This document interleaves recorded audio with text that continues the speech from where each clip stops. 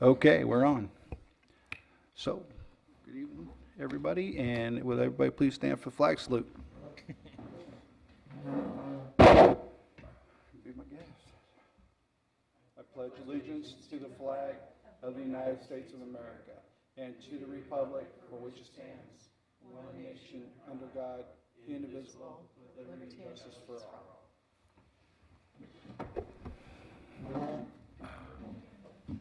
Okay, can we get a, oh, hold on one second. Way.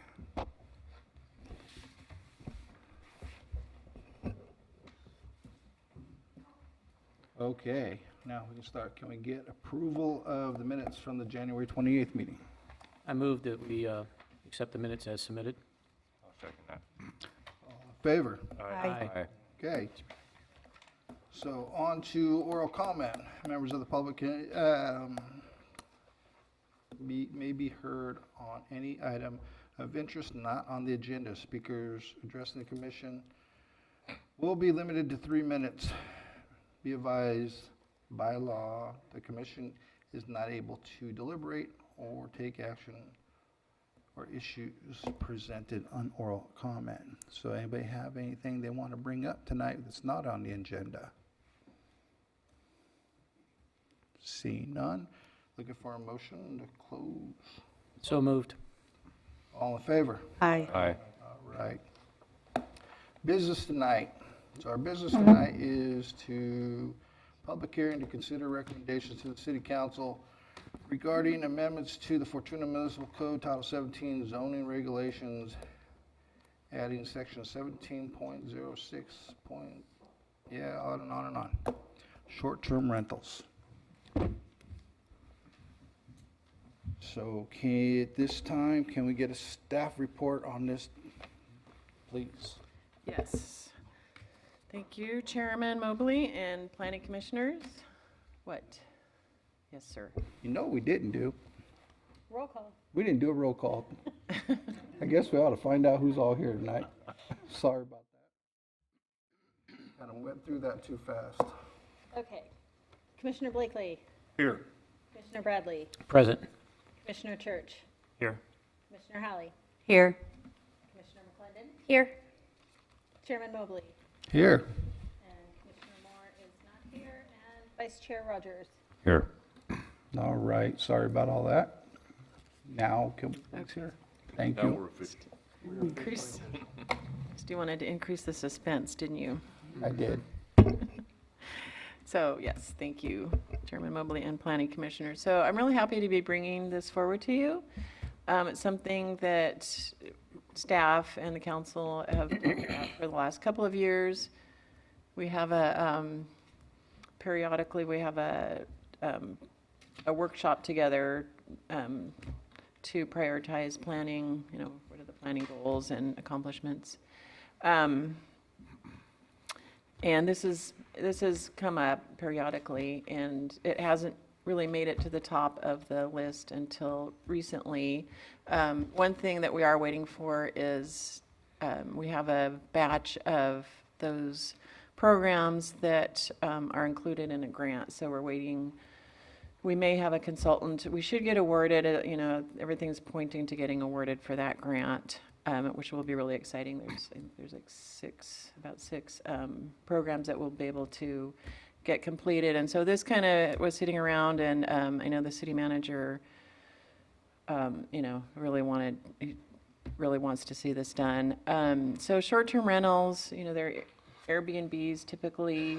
Probably everybody's aware of. They're an alternative to hotels and motels, and they're just pretty popular now, where homeowners can rent out either a room in their house, a couple of rooms, or the whole house. So, and doing that on the internet, which makes it easy for them to post, and then easy for travelers, tourists to, find accommodations. They're very comfortable accommodating. You get to stay in a neighborhood rather than a commercial area or whatever. Currently, the city does not have an ordinance for short-term rentals, and the existing ordinance kind of steers away from them, identifying just motels and hotels and commercial districts as legal overnight stays. So, you know, we're aware that we do have Airbnbs and short-term rentals in the city. You know, there hasn't been any problem that we're aware of, and they seem to be comfortable and popular, so we have not been, you know, had any incentive to enforce them. So they are out there, and I do have a little map of where they're, you know, their proximity. But, you know, having an ordinance will be it's going to give us confidence that when problems do come up, we'll have some framework to handle them. And, you know, we can get public input. What does the city want to see in a short-term rental? And we can have standards, you know, that are in the interest of the city, be able to collect transient occupancy tax and things like that, and have an enforcement procedure. So it'll really benefit the city to have an actual ordinance and not go, you know, kind of by the seat of our pants, waiting for some kind of an emergency or some kind of a issue that comes up, and then we'll have to scramble. So this is a really nice to be able to do that. So short-term rental is renting, as I said, renting out a part of a dwelling unit or the whole dwelling unit for 30 days or less. And they're considered an accessory use to a home. And so, you know, one of the things that came up while studying this, there are different types of uses for short-term. There's home sharing and there's vacation rentals, where home sharing is typically the owner, and the owner is the primary resident of the home, and then they, you know, they might rent out part of their house and stay there, or they may be absent. And then vacation rentals are a little bit different, where it's a dwelling unit, which is not typically a primary residence, but it's just vacant for the purpose of vacation rentals and for short-term stays. You know, different cities handle these differently. They can, you know, be merged into just a single use, a short-term rental, or, you know, some cities are more strict against vacation rentals, because if you don't have a resident there ever, then, you know, it becomes more like a hotel, unless where someone, you know, is enjoying their home and they're part of the neighborhood and maybe more invested in the neighborhood. So this is a map of the Airbnb site, and some of these are the outer ones. A couple of the two at the top are in the Palmer Creek area, so they're outside of the city, and then a couple others are, you know, it's kind of hard to tell exactly where they're located. The ones on the edge might be in the county. They don't give you the exact location, and they don't give you addresses, so until after you know, sign up. But it looks like there's like 10 to 14 in Fortuna, which is not a large number, and I think that's why we haven't had problems. You know, typically you have more of a problem in coastal cities or some other really high demand tourist area where there's so many flooding the neighborhoods that, you know, that's all the permanent residents see are visitors and strangers constantly coming and going. And, you know, it creates other issues like taking up permanent housing, so there can be a shortage of housing, you know, for permanent residents. And you want to see residents in the neighborhood because they're more invested and might take better care of it and be a friendly neighbor to you. So, so those, you know, high tourist cities definitely have a different set of issues. And, you know, in Fortuna, we don't see that demand yet. And, you know, we have not had any complaints about short-term rentals that I'm aware of. So we did do public outreach. I wanted to get public comments, and actually, this is a good crowd. We haven't had any responses, though, but, you know, I don't think the news has, I mean, they haven't contacted us, but anyway, we do want to, you know, we want public input. We want to know what the residents of Fortuna think about this, and we want to know what, operators of short-term rentals might have to say. So we did send this out, and we posted it on the website. We mailed these out to these addresses, and did we post it anywhere else? I think we posted just at our usual around town. Send it out to our listserv. And on our listserv. And we did, we tried to contact, we did contact some of the, the property management firms. It was hard to, again, we don't have addresses of the actual operators of those 10 or so that are operating in the city. And then we reached out to some of the Chamber of Commerce, some of the real estate agencies, and a few in Eureka, Humboldt Association of Realtors, and things like that. So let's see.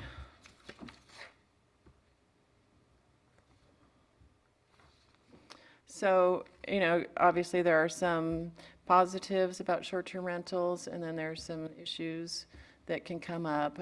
In support of short-term rentals, they do offer affordable and flexible accommodation for visitors.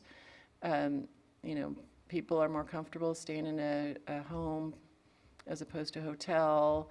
The neighborhoods are comfortable and quiet.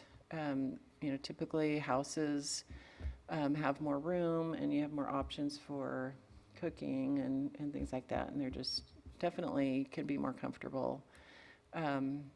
And, the benefit to the property owners, they have, a option for making some income. And it can be really fun to be able to fix up your house and to greet visitors and things like that. And, especially if you have extra bedrooms, if your kids have moved away or you just have a big house, it just makes use of what you have.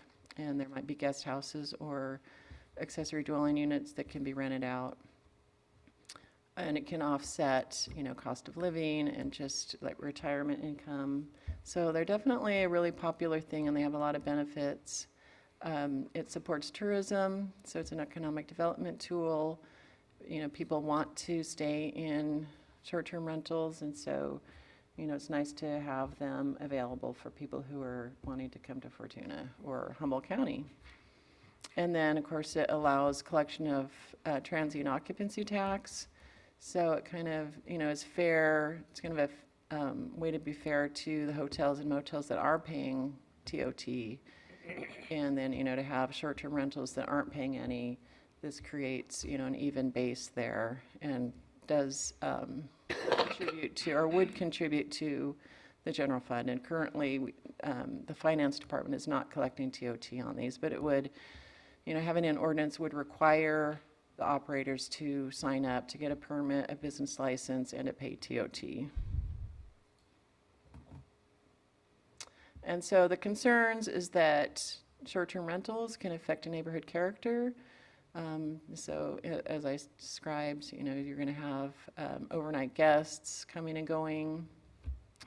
The ones that, I've seen have been really quiet and unobtrusive, but definitely there are complaints in other cities about, what they call party houses, and a lot of guests and drinking and things like that create noise. And it can bring extra parking, noise, traffic on the street.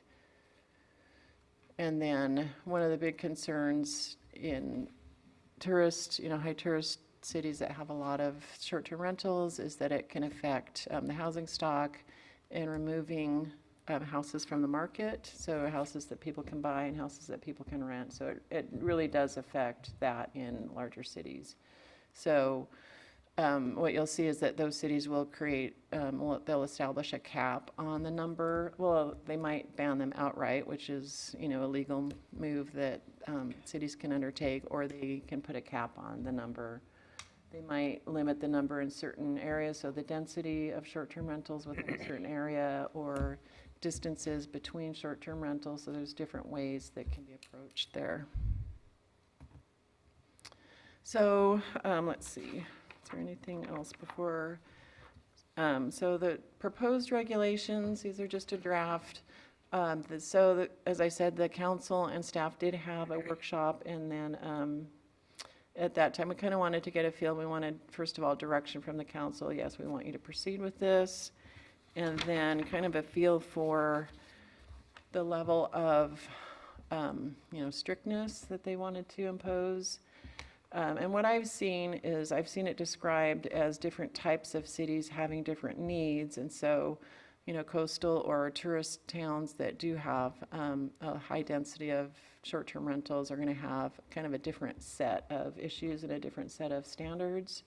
And then, so smaller cities that don't have yet a really high demand for tourism, for tourist units, have a different set of needs. And so I kind of based the regulations on what I've seen recommended for the smaller sort of inland. We're not, fully inland, but, relatively we are.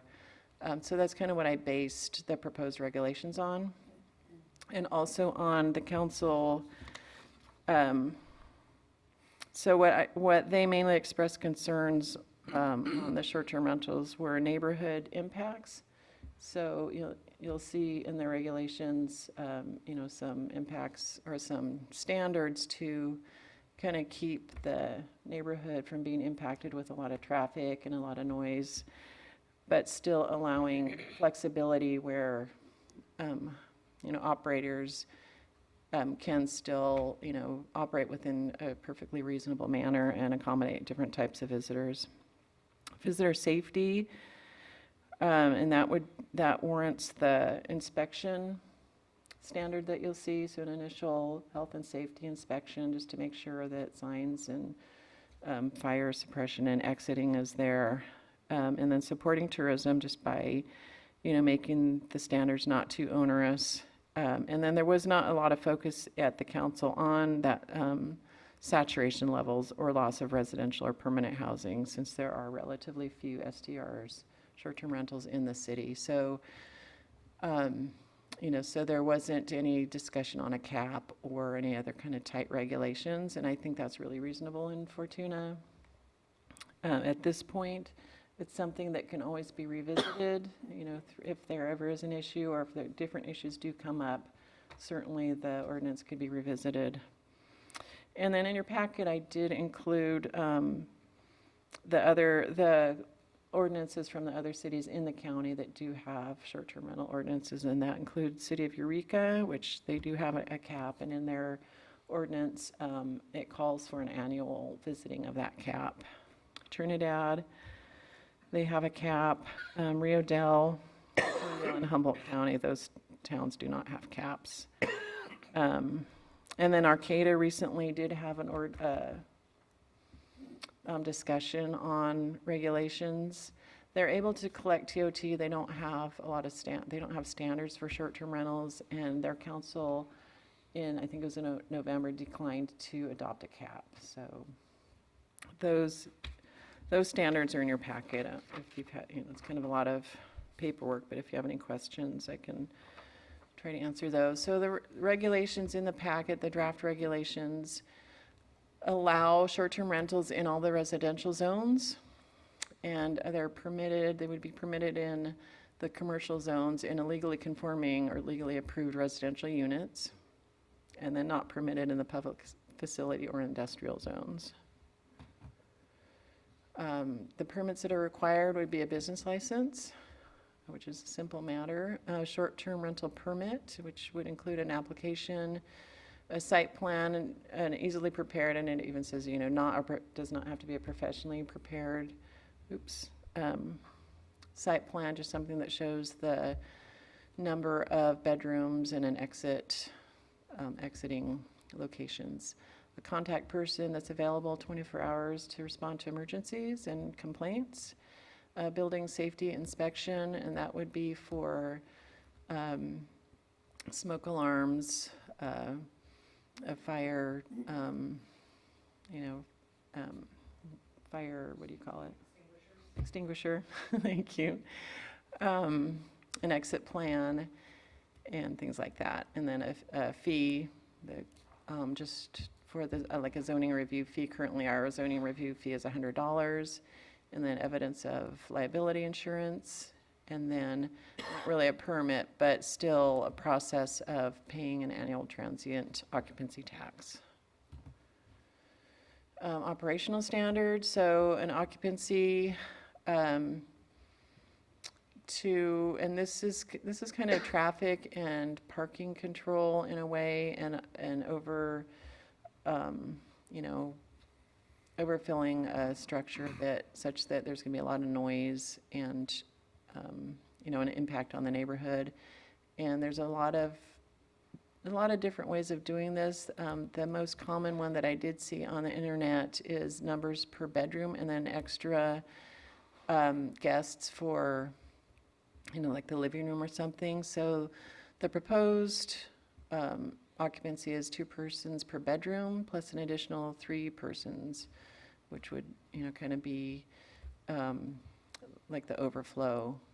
And then to work flexibility into the code, because not every situation is the same, you know, I think that's the hardest thing to accommodate in the ordinance, is all the different types of, you know, arrangements in a short-term rental, in the building itself. So, you know, how many extra rooms are there, or how large is the living room? Do they have extra, you know, just space, or is it a tiny unit, which a tiny unit itself is going to restrict the number of guests, but it's really like the larger ones that have the potential to be crowded with a lot of people. So this is proposed at 2 persons per bedroom plus an additional 3 persons. So, this is really the most common standard that I've seen. And then again, for flexibility, the city manager could consider individual situations and apply the building code standard, which I talked to the building official, and he basically said that it's based on the number of bedrooms anyway, so this is really consistent with the building code. But I think having flexibility in there, you know, is going to help. And then similarly with parking, that's another one that's really hard to tie down, because, you know, is it an older unit that's non-conforming with parking and they may not have on-site parking? You know, typically newer construction is going to have, you know, like 2 spaces in the garage, 2 in the driveway, full street frontage. So they're not going to be as impacted as something in the downtown area that may not have any on-site parking and they have got shorter frontages. So, but we, you know, a lot of guests like to live or visit and stay in the downtown area. So it has a lot of character, and you can walk to restaurants and things. So, so the draft calls for 1 additional off-street parking. So really 1 off-street for each bedroom. And then there's a waiver that the city manager can consider for, you know, different arrangements. So they may not have street frontage, but if they're located on a corner, they're going to have a lot of, or they may not have on-site parking, but if they're on a corner, you know, that's going to allow extra available parking spaces. But, you know, it's not technically recognized normally street parking, but I think with visitors, you know, you're not going to be parking in front of the neighbors' houses if if you're on a corner. So there's different situations, or if it's maybe they have an acre of property and they have a large gravel area where clearly they can accommodate parking. So we wanted to make it flexible in that regard. And then trash, that's just a standard, no accumulation of trash, and they have to show that they're signed up for solid waste collection from the local provider. Operational, good neighbor flyer, this is a really common thing that the local agency will, you know, have a requirements of information that they want the operator to be aware of and transmit that to the occupants or the guests. And that's really just what are the local requirements, and make sure that, you know, evacuation routes are identified, not to trespass, you know, to keep noise down, things like that.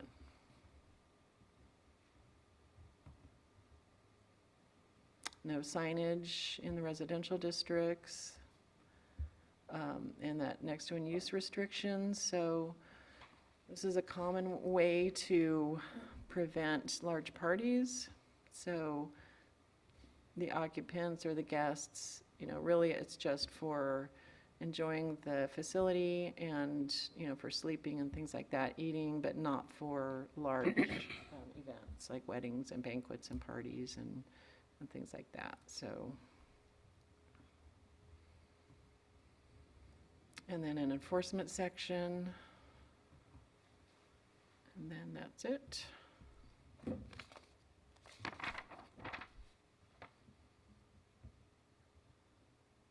So I think I've covered everything that I wanted to cover, and I'll be happy to turn that back to you and answer any questions that you might have. Okay. Anybody got anything they want to bring up about all that? Well, I kind of went through it a little bit, so I have a couple questions for you, Liz. On page 12, I was just looking at a few things here in the short-term rental permit. I just had some ideas on this about maybe having them attach a copy of the standardized lease with that we could keep it on file, along with the certificate of insurance. For instance, on the back part of page 14, under letter G, number 2, you have the documentations with regards to violations. That's something that could be a part of that standardized lease when they rent out the property. I'm not sure if they're encouraged to do that, but it would be a good idea because then they can pass that expense on to the people that are renting. I just think it's good business. I'm not sure if we can add that as an addendum or something to that effect for the ordinance. Some of the other things I noticed is, being an insurance man, the proof of insurance, I've seen many people get a policy and then shortly after that cancel it. Meanwhile, you have a certificate on file, but you have no notice that it was canceled. So there's ways in which to make sure that's enforced, and I suggest that we add that to the ordinance as well, where maybe you can have that listed as the city is notified from the particular underwriting company that it has been canceled for whatever reason. So that way we can follow up on that and make sure that we keep them compliant to this ordinance.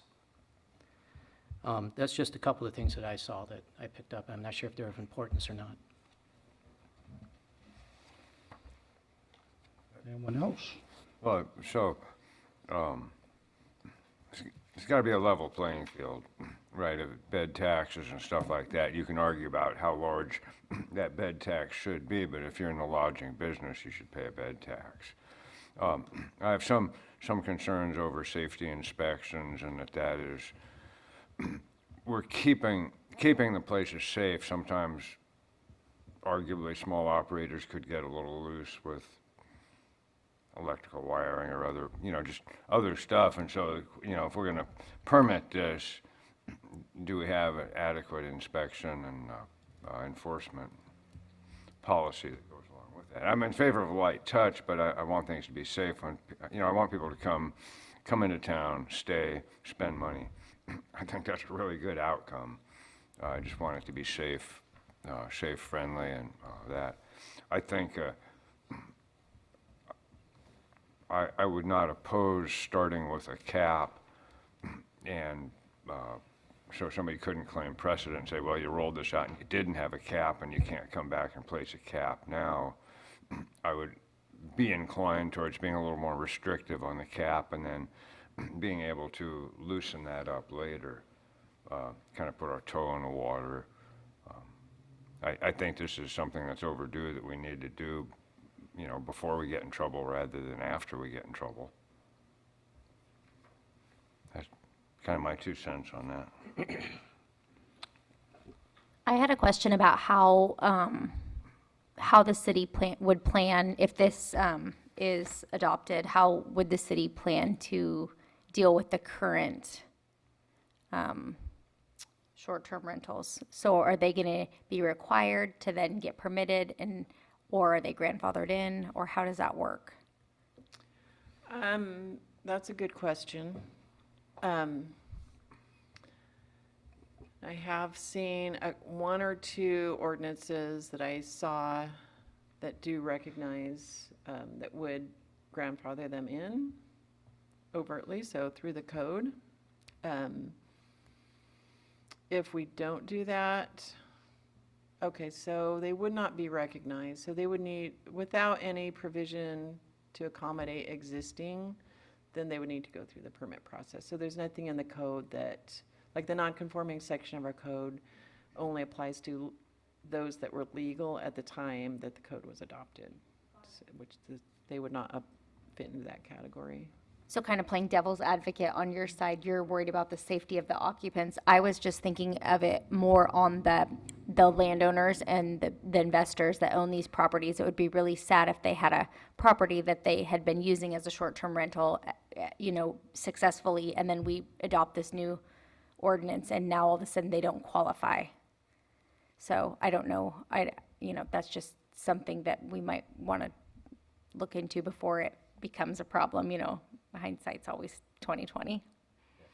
So I think on that, if they are currently existing and operating, they're not in default or breaking any laws. So I think really you have to grandfather them in unless there's something completely egregious or wrong with that. And then they're given the opportunity, hey, you need to address these conditions. But I think you got somebody that has invested, that's in here, that's developed a market, things are working, neighbors are happy, all that's working for them. They should not be penalized because we decided that we were adding a regulatory environment to it. But is a business permit penalization, or is that just good business? I mean, it seems to me that, the things that we're asking to be implemented in this case are sort of regular regulations that would be on any, economic sector. And if we're talking about occupancy tax and these short-term rentals being classed with other, hotel rooms and such, it seems, I do understand that people may have existing businesses, but business plans hopefully, play well with regulation and with, having a business license. And I don't see, from my perspective, that doesn't seem like an onerous ask, that they have insurance and that they have, minimal. I think I think we need to be careful with the cost of the permit. That should not be punitive or excessive. To join the club, it shouldn't cost thousands of dollars. I have a question. We're talking about grandfathering. What exactly are we talking about grandfathering? Portions of the ordinance or all of it? Because I'm looking at the fact that, one of the things that I'm seeing that is kind of important is the limitation of how many people can stay in there where it can't be a party house. So if we were being selective, what are we going to be selective on? I can't see where we can grandfather somebody in on just selective part of the ordinance without having them be accountable for all of it. I don't see how we can be selective. I agree, and I think that one of the primary goals of this ordinance is to protect not only the landowner, the property owner, but also the occupants and the people in the neighborhood, in the city. So, yeah, I don't know about that grandfathering thing. That just doesn't. Let's hear what the public has to say about it. What do you guys say? Open up for public comment. Be advised, anybody speaking, be heard for 3 minutes, and we'll take questions and answers and comments and anything you want to say about it. Hey, come on up, state your name, say hi. Good morning or good afternoon. Jeremy Stanfield, I'm actually a city council person, but 125 12th Street is my business address in Fortuna. A couple of questions about, I'm seeing some of the examples from Eureka and their ordinance. If I'm reading it correctly, it says that it restricts the number of times you can use your STR. Is that not on? That's, It's on page He's trying to 23, open and that I don't door know to if I'm tell reading it us. correctly, but maximum events per month, 3.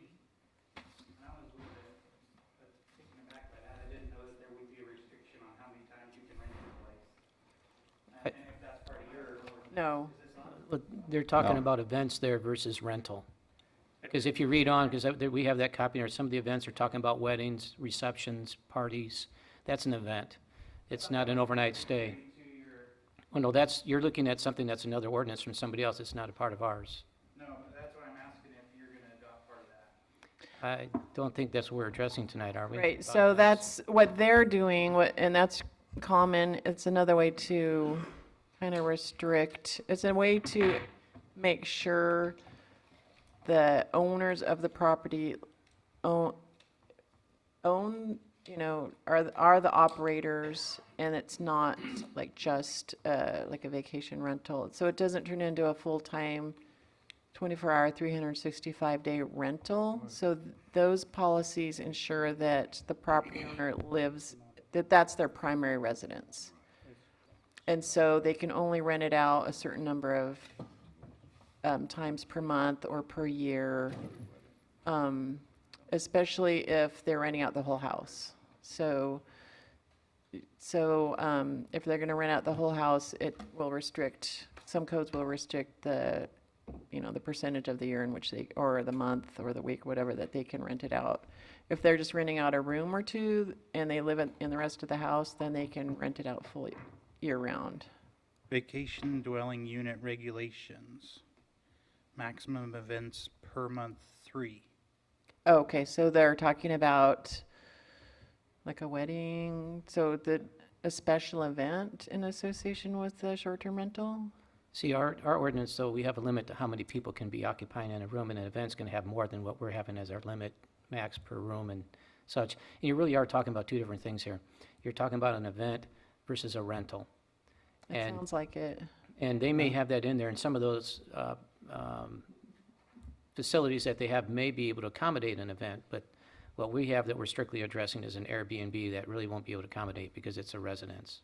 And I think it's also important to note that, we've been talking about a proposed ordinance that we're having here for Fortuna and not necessarily what Eureka already has in place. And I think that Liz addressed that to some degree. Well, I don't can know if give- maybe I misunderstood your question. The Daily House in Eureka is a B&B, plus it also hosts events. Right, so one could rent that for a small wedding or for a some sort of family party or get-together. We've catered a wedding at that place, so. On page 11, it says that the lead agency, which would be Liz in this case, would be responsible for creating the Good Neighbor brochure? Or is it going to be the responsibility of homeowner that you review the Good Neighbor brochure on page 11? They can prepare it. We would want to make sure at least a certain, minimal number of things or things that the city is interested in being in there. You're just going to create a template and then let them build their own from that? Yeah. Okay. Yes. I think it has to, Responsibility every time Yeah. somebody comes along and wants to. Well, it could turn into just a standard, here you need to provide this, and then they might be interested in having house rules as well. So if we at least cover what the city wants, the occupants or the visitors to know about, then the business owner can add in their own house rules. Liz, I made the comment about adding their standardized lease. Couldn't we make that a part of that as well? So it has to be approved by the city that it meets the standards that we're requesting? If that's what the commission wants to do, then yeah, absolutely, we Well, can I add that in. think we should make that recommendation. That way it keeps it consistent, we have it on file, and we don't have to worry about anybody coming back saying, well, you're giving favoritism because they're not meeting the status quo. Yeah, if you want to add that in. Wanting a lease from every single time they rent their place? No, a standardized lease is covering specific things that we're looking for that they have to maintain, like that they pass the inspection with regards to the good neighbor. We need to have all those things on file, so that way we have some consistency. There's no, like you're bringing a good point, like who's going to be responsible for the good neighbor? And what's the criteria that it has to meet? Well, if we have a standard package that we want to see in there, they can write their own, but as long as it hits those minimums and we have it on file, we're good. That way, Liz or anybody else in the city isn't responsible to maintain that. We're putting that onus on the property owner to be able to satisfy what we request, not that we're trying to write the request. So you're saying that they would submit their package to the city? Right, we and keep it on file. We could keep a copy of that. Right. Every lease is not, the only thing that's going to be different in any lease is going to be more or less the duration of the stay. because everything else is going to be standardized. I've done a number of leases with rental properties. I've never changed my lease other than the dates that they start and the date that it ends. So you want a Otherwise- blank lease? Like, Right. you just want an example of the lease they're using? Exactly. But what if they're using these companies like, HomeAway or? They have standardized ones too. So you're just wanting them to print one off the website and just be like, Sure. this is what we're using? Yeah. It just makes sense that we keep it on file so we have some consistency. So if anybody challenges it, we have it on record. Same thing with the proof of insurance. It's not any different there either. We're keeping a standard out there. So is your recommendation in the ordinance that you created, does it restrict the number of stays per month? At this point, it does not. The council, and so far the planning commission or the public, has not indicated that they want to see that. But that's what would ensure that, that the property owner, that's their primary residence. And it doesn't turn into a, permanent commercially run rental. Does a citizen that rents a home for a month-to-month agreement or a lease have to obtain a business license in the city or have an inspection? Multifamily renter, landlords do. Okay, but if I rent a single-family residence, No, I don't have a business. no. The reason for the question is I would just encourage you to try to cover your costs for staff time, but keep those costs at a minimum so that you have compliance, that people want to, be good actors and not bad actors and try to skate under the radar.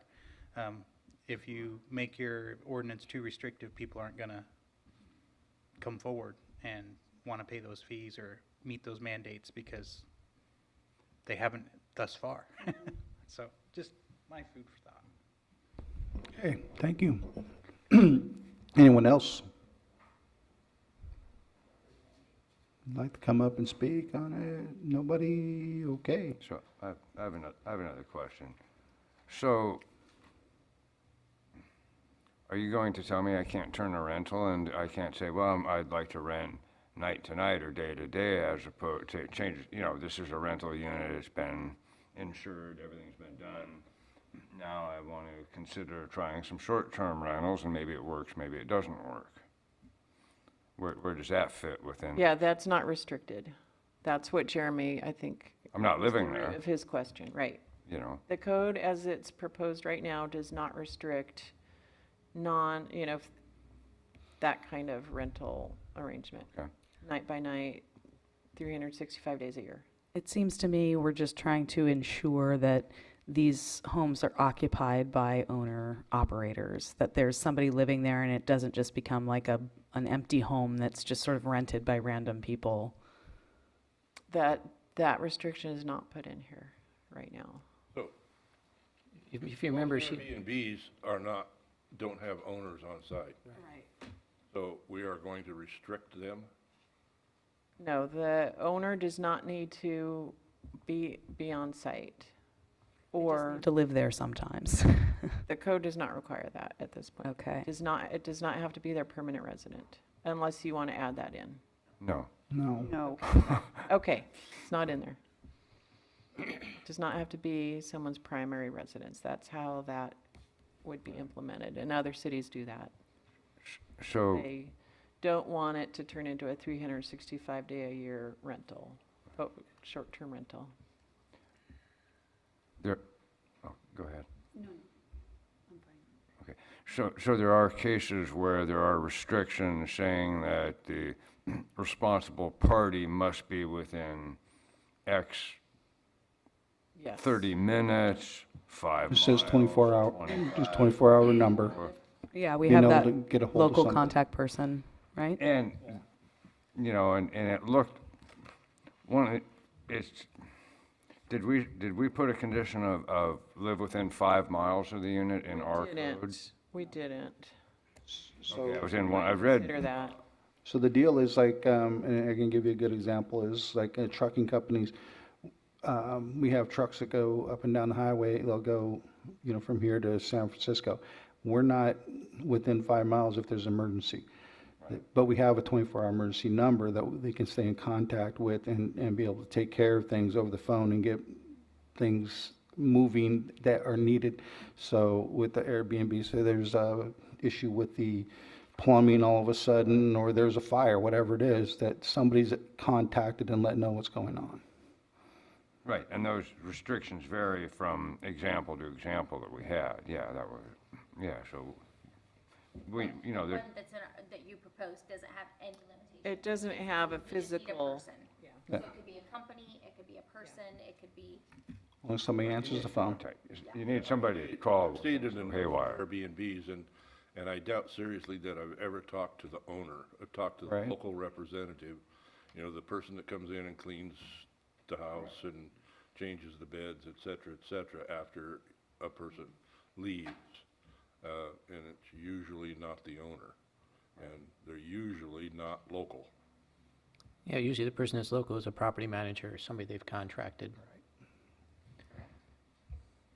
I just think that if we just have some standardized things on file, so that we have ourselves have some of that same contact information, again, tied in with that standardized lease that may have, the good neighbor, and the proof of certificate of insurance, where there's a way that they can put you down, like the city as additional interested party.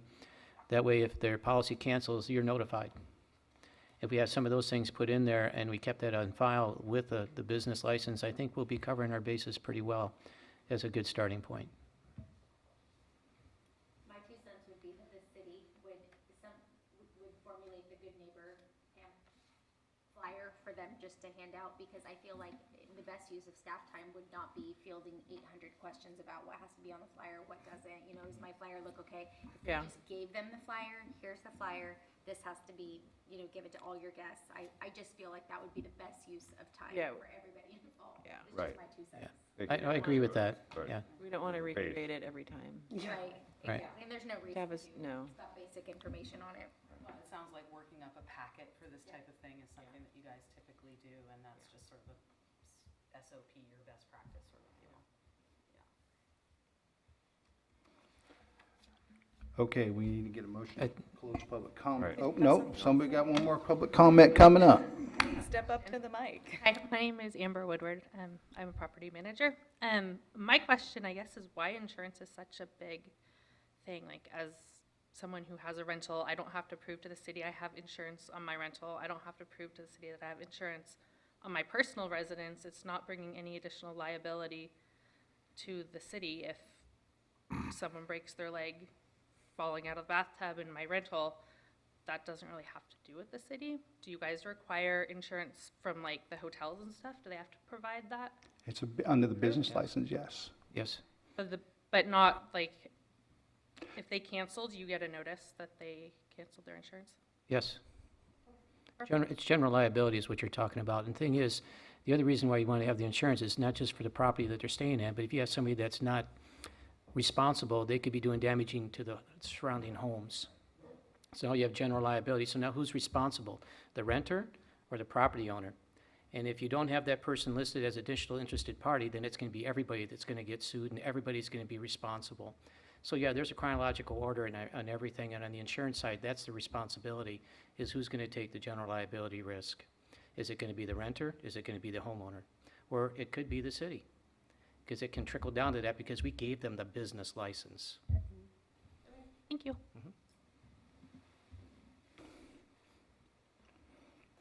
Anyone else? Last call. Okay.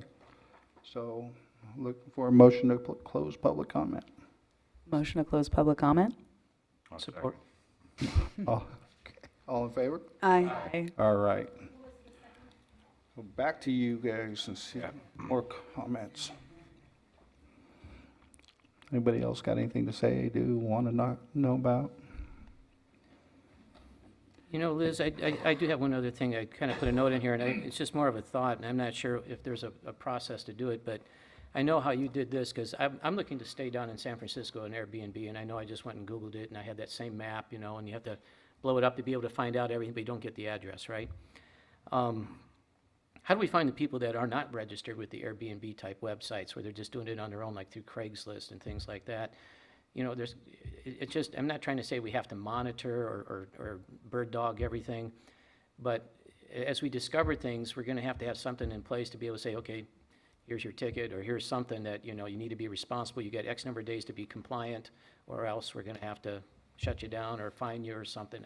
I don't see anything like that built in the ordinance, as far as I can read, unless I just missed that. Yeah, there really is no way to enforce, if we don't know where they're at. I mean, there's no easy way. I know. You know, in our case, there's like 10 to 14 of them, so, you know, we can kind of track them down by looking at the posting, reading the comments, kind of gives you an idea. And we would be able to do that with these, and some of them we could tell where they were located at just based on, especially if there's an exterior picture. But large cities with hundreds and hundreds of these postings have a really hard time with that. Yeah. And they do it. They will staff enforcement personnel just to do this. Or there are also companies that will do it for you. Yeah. So it is a big issue in big cities. Well, You know, we haven't gotten to that point yet. But yeah, it just takes detective work. One other thing I want to add, again, insurance here, but I'm in the process of trying to write some policies for some people to have their Airbnbs, and they're very difficult because there's very few companies who underwrite. But I did notice when I was doing some of my due diligence, that if you look at some of the websites, there's people that can register as a part of the Airbnb programs. This is called management company, and they have these blanket ways of being able to sign in and be a part of their insurance policies. And I strongly suggest that maybe that's something we should encourage anybody that gets their business license, if they're going to register with those sites, to look at getting the insurance with them, because it's inexpensive, it's easier to obtain, and it's very encompassing.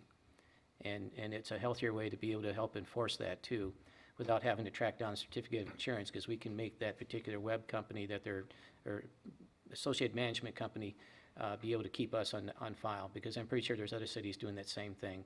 And they're encouraging that because it gives them a break, kind of like your medical insurance on health. The bigger the group, the cheaper your insurance. And it's the same concept. Okay. That's good to know. Anyone else? So you need a motion. What do you want to do with this? So it would just be the motion to recommend approval or not, or you can, in the motion, you could propose any of the changes, suggestions, which what I have down are the standardized lease to be submitted to the city, the notification from the underwriter if the policy has been canceled.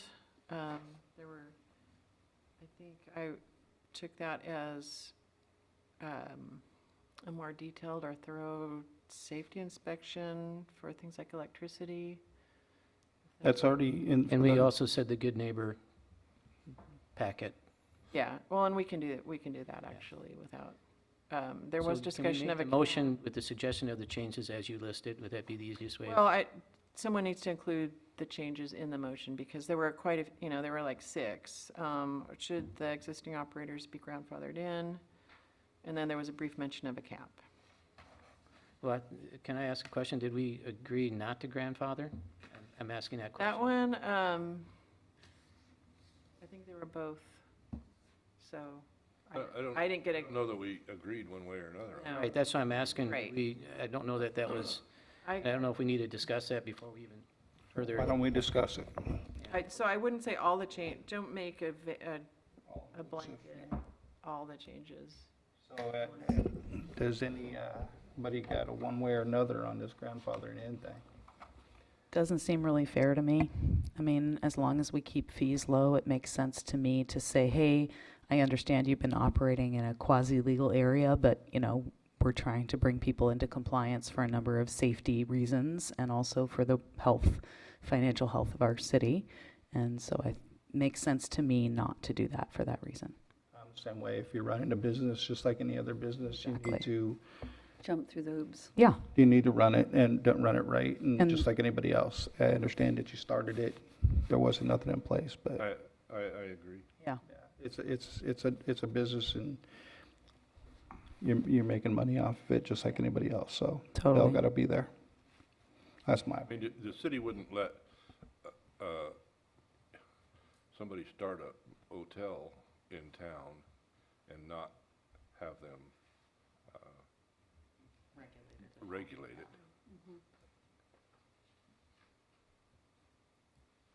Also, that's four of us. Any of the other of us that have thoughts or ideas? Grandfathering. Okay. That's 4, at least. Does anybody else want to chime in? Want to change anybody's, try to change somebody's mind? Well, I take a dissenting opinion. I think we need to have the capability to grandfather people in. I think we appropriately need to lean on them to say, if we're gonna grandfather you in, get you going, now I'm gonna need to see that insurance certificate with notification. You're gonna pass out my good neighbor policy, but they're in business, let's keep them in business. Right. Yeah. Without being disruptive of their business. Because as soon as we require them to get a business license, then that's when the occupancy tax needs to start being paid. That's what I'm thinking of, is people that are already in business that have never paid the occupancy tax, and they're gonna drag their feet to get permitted. So I almost, you know what I mean, because they don't wanna pay that occupancy. I hear what you're saying, but then how in business are they? No, It no, sounds like it's just sort of a side hustle, if that's the Right, case. no, absolutely, but I'm just saying that there's gotta be almost like a timeline that you have to give them, that, you know, you have so many, Time, yeah, 90 yeah. days, 120 days, Yeah. 6 months to I get mean, compliance. I don't think I any, would push it back to avoid paying the occupancy taxes. If I was, you know, charging rent and never paying them, and all of a sudden somebody says, you've been doing this for 5 years, and you've never paid a red cent in tax, now all of a sudden we wanna take $20 from every one of your rentals, I'm gonna avoid, you know, I'm gonna go to the last day, because it would be you know, before I have to pay that. right, but you haven't been paying it all along. It's not like we're saying, hey, on all this past business, you have to pay it. We're just saying, hey, you need to, you know, be compliant with your business like everybody else. And I would say, I absolutely will. What is my date? of Yeah. compliance Right. required? Fair Yeah, enough, yeah, fair enough. Give them a time, I'm sure there'll be a timeline that it's not gonna be, hey, tomorrow Yeah, you I don't better think be we here down here disagree. tomorrow and start this thing. No, Yeah. I'm just saying. Yeah, I'm sure there's something gonna be written we don't into it. have, we don't have any immediate plans Yeah. to hunt them out and force up compliance. And that's a really good point. Yeah. At the same time, I think about the staff and I think about everything that's on their plates, and then to add enforcement and making sure that, you know, everybody that's already doing it is now in compliance. I just know that we don't have that kind of manpower. Right. Yeah. We don't, so we're not going to, it's not going to be a priority, but Right, okay, thank that's- you. yeah. No. So let's cut to the chase then. I hear what you're saying, okay? So if we're trying to do, I hate to use the word grandfather because it just, I don't think it's not the right term. It's not. But if we say existing Airbnbs have, and let's come up with a time frame, 3 months or 6 months that they have to be compliant. I think that's fair, but we have to come up with that timeline. And then if they're not, do we have a compliance department that would check? That's what I'm saying. We're putting all this out there, but do we have anybody that would check? Would that fall under Jeff? Even if you don't, you know, you've made hopefully not everybody needs a police officer or a hall monitor, right? The hope in a civilized society is that we make laws and then we agree that we are all going to be compliant with them. And if we aren't, then, I mean, that's, why are we here? It's written up there. We have the The fines. basics Yeah. thing, it's right there, if you're not, so you can start it with basically getting a citation. Recommendation, it's really not our decision, it's a recommendation to the council, Right. right? Delta. So can we say 3 months? Can we say 6? 6. I think it's pushing it because I'm an insurance guy. I'm sorry, you got liability risk out there for your neighbors. If I'm a neighbor and I get somebody's got an Airbnb and I get somebody that's in there one time and they're disruptive and they're rude and they're doing all kinds of damages that I can see, I'm concerned about my property. I'm sorry, I want that person to be insured to make sure that I'm taken care of because I'm at risk. And if they don't have the insurance, and I'll give you an example, if I own a house and I'm renting it out and have a homeowner's policy, I don't have the right policy. I need a landlord policy because otherwise the home's not covered because I'm not occupying the home. It's the same thing here. If you don't have the right insurance, and guess what? All that damages is happening. By making them compliant, we're actually protecting the owner because they don't have the right policy. And then we're also protecting their surrounding neighborhood. And that's why I'm saying if we give them 6 months, you're dragging your feet. You're not making them get anything more. You're just making them get the correct What insurance. if they have it now? What if Well, they then have they're it? compliant. Then we don't have to worry about the time frame, do we? they're compliant. That's what I'm saying. If they're compliant, that's what I'm saying, give them 3 months to get the license and get everything else compliant. That's plenty of time to get everything compliant, 'cause we're not asking them to do a lot. We're not. I mean, this ordinance, what are we asking them to do that's not, What have other cities done? Let's cut to the chase on that part. I've seen both, really. I've seen the clause that allows a certain amount of time, and it seems like, I don't remember the exact amount, whether it was 3 months or 6 months, I really don't, but I definitely saw that allowance, that recognition of existing businesses. But most of them, I have not seen that. I would say a majority don't have that they would immediately be, liable for these regulations. I will say, if it makes you feel any better, we get a call or two a year from potential Airbnbs asking what our regulations are. So I think a majority of them know that they're not operating under, current valid adopted regulations. And usually we have a friendly conversation and they ask about enforcement, and they know that we have not been currently enforcing these. You're getting away with it and you know it's gonna come. Yeah. remember I mentioned about getting under that umbrella? This is some of that umbrella they talk about, is they help everybody to make sure that if they're gonna be renting out their units, they're following all the laws and regulations for the city, the state, county, everything. And that's the reason why they're calling you on those things, because somebody probably just got registered under that umbrella, and they're not gonna allow them to rent it out unless they're following within those parameters. That's why I'm saying if we give them these time constraints, they're gonna be following within those parameters, and it's gonna actually allow them to have more business because they're gonna be following the rules and regulations. Because somebody that's really legitimate wants to stay in Airbnb, they wanna make sure that it's for the most part, registered and sanctioned, so to speak, by the city and state. And we're helping them to become more compliant and maybe rent out their facility more often because of that.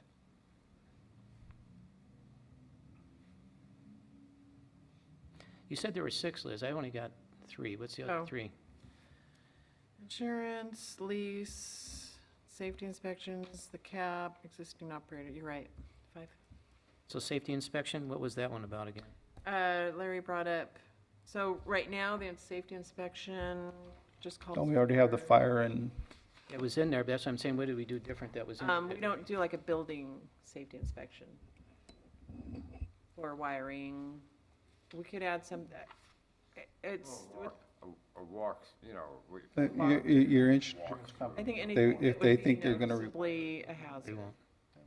No. Because obviously they can't inspect inside the walls. nobody, But- but you can walk through and get a pretty good idea what kind of care people have taken, and, I'm walking the place, I get a pretty good idea of what quality code. And I'm kind of guessing most people that rent one of these are not coming back, are gonna have some serious, stuff online about how nasty the place is and don't stay here if it looks like that, so. Absolutely. I go back to, if we add it to the ordinance, that it has to be, somebody has to walk through to do a safety inspection first. Do we have the manpower to do that? Is the building department have extra time to be walking through?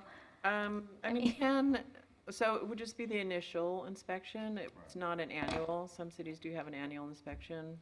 I think that's kind of, Well, once you're insured. I just don't want to put too many, I just feel like if we just Insurance issue. have so many regulations in this ordinance, it's going to really deter people. It's just, I just don't think it's necessary. I agree, because we already have something built in here that just says they just have to meet certain egress, because I saw that written in here. And if they had the minimized, I mean, it's the same things that we had, like I was thinking of with regards to the daycare center that we had come up a few months ago. It's kind of the same parameters. That hasn't changed, and I don't see that we need to add anything more to that. I don't either. so you don't see a visual inspection, maybe just a checklist? Yes, we have smoke alarm. Well, I think we're already kind of doing that if we say we want to see if they have a smoke alarm, if we want them to have a fire extinguisher that's current. I mean, that's about as much as the inspection I think we need, egress. And if they're getting this insurance that you're talking about, I'm sure an agent will walk through and make sure they have that, correct? Some underwriting companies will do that, yes. Not all, but what they usually do is they'll ask for pictures. Yeah. And which is plenty. But you're right. That's what I'm saying. If we have, what we have built in here now with the egress and everything else, I think it's plenty. I do And if we too. have the accountability of the insurance, I think everything's going to be above reproach.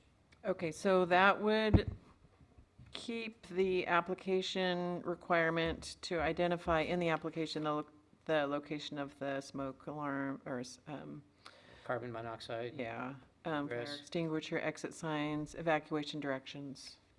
See, the only thing I see that most people probably don't have in those Airbnbs are gonna be evacuation signs, which is easy enough to print up on your computer. Yeah, real quick. So that would be to remove the, prior to issuance of permit, the facility shall be inspected. So E6, is that unanimous, or is anybody who wants to? Say that again? Which one? That would call for, it's at the top of page 13, number 6. Prior to issuance of permits, the facility shall be inspected by the building department and fire chief. So is it See, we do that for our business anyways, right? Don't we go through every business annually? new commercial, yes, new commercial businesses do We're get supposed to. that inspection. But I think I'm just saying is that if we do annual inspections of businesses already, it's not gonna change Yeah, anything. they only do an initial inspection, they don't do an annual inspection. Okay, so if they do initial, we should be good. Then then the only thing that's gonna be accountable for the homeowner would making sure they got the batteries replaced and a current extinguisher, so it's not Okay. beyond expiration, right? So I think we're good with that.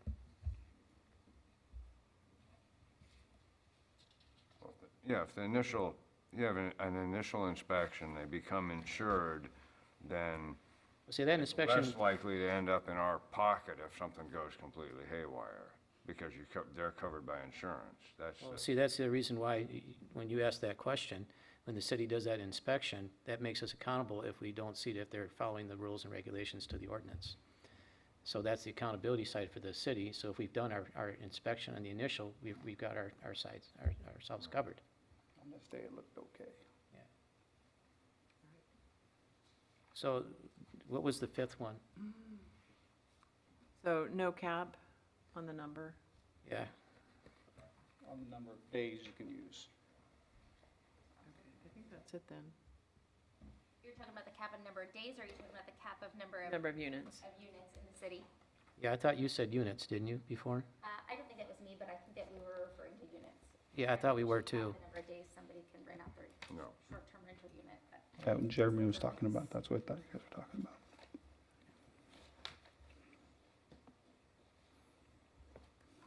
So then We covered everything.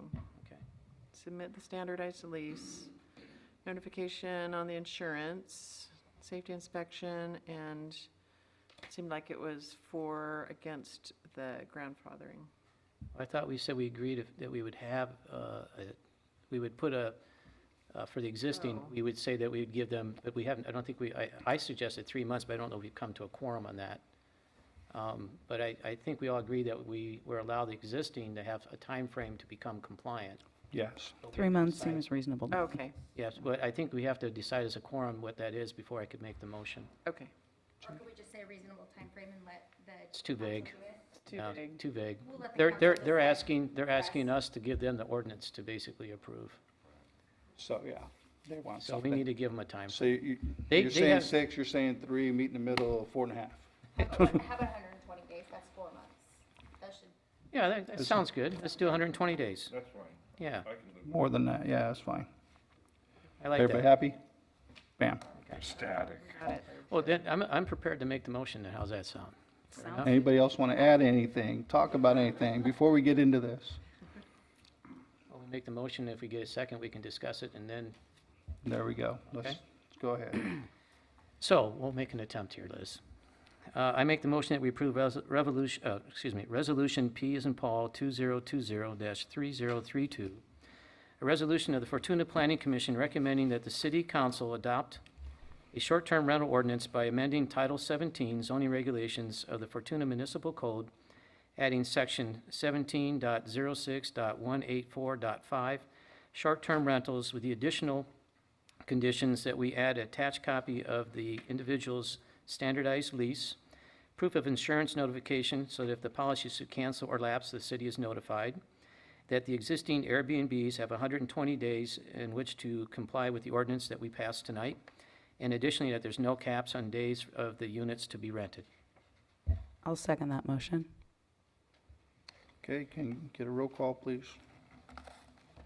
Commissioner Blakely, Yes. Commissioner Bradley, Yes. Commissioner Hallie, Yes. Commissioner McClendon, yes. Chairman Mobley, Yes. Commissioner Moore, Aye. and Vice Chair Rogers. Yes. That was a good one. That was great. Thank you. good work. That took longer than the 5 we had last time. Okay. So can we get a staff report? What's been going on? We got a whole bunch of paperwork back here, look like a bunch of numbers, Yeah, some just good things going on. on page 60 is the Community Development Monthly Report for December. Oh, it's January. No, December. That's the most recent one we've submitted to the council. That goes on their second meeting of the month on their packet. And we provide this to you periodically to let you know everything, or not everything, but a lot of stuff that's going on. I think the one thing of note is the annual building permit report provided by the building department. That's on page 66. And normally we just do the month-to-month report indicating the number of permits, the valuation, the type of permit, the permit fee. But on page 66, that is the annual report. So he collects it all into one report, and it's just kind of, if you're curious, you can see the number of new commercial structures, the number of new single-family, multifamily, permits for alterations, and permits for the miscellaneous. That would be mechanical, electrical, and plumbing. And so for the year 2019, 21 single-family permits were issued, which I think is that's significant for Humboldt County. And 3 multifamily buildings, creating 11 multifamily living units. So that just kind of, and the total valuation of all of those permits, so 343 permits total. New construction value is $18,665,000. And the fees collected, $263,000. Public Works, the sewer and water connection fees are $301,500.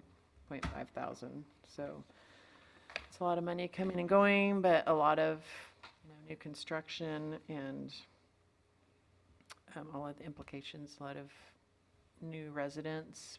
I think the number of persons per residence is maybe 3.5, somewhere around there. So that kind of gives you, that's maybe 100 new people in Fortuna, which is about 1.5% growth rate. Do you have any questions on anything or anything that you see going on around you in the town? All right, well, Thanks for all the hard work, though. Much going on. yeah, we're running. Yeah, It's packets fun. take- It's good. It's a very good level of work, and we're busy.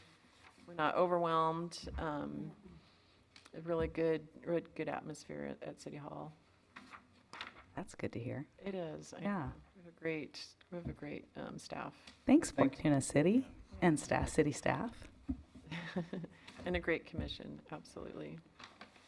Glad everybody showed up. Thank you all. It was good discussions going on. I like it. I like it when we all get going. Everybody starts talking. Nice to see a passion. All right. And any other business anybody want to talk about, bring up before we go out? I'll make the motion, we adjourn then. All in second. favor? Aye. Aye. Thank you.